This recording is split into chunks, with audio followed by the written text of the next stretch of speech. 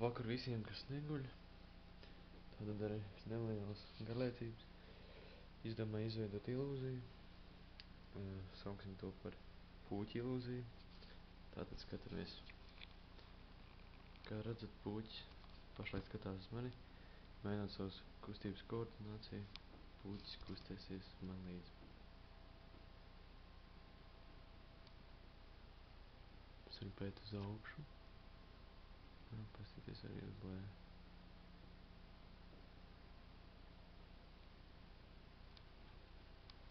Pa labi. Pa kreisi.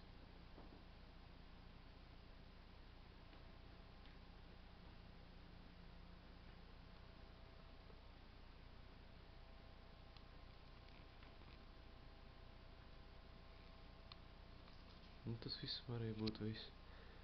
Pielikumā jūs atradīsiet pamācību un linku uz bildi, kur varat izprintēt šo, un arī kā arī es paši to arī izveidot.